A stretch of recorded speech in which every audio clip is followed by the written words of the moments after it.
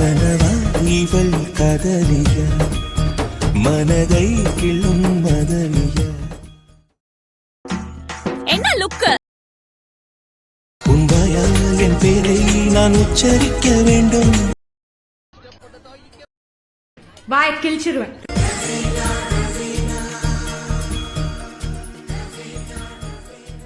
கேட்கறது கடம்பாக்கி கையில துப்பாக்கி நானா இதுக்கு என்ன அர்த்தம்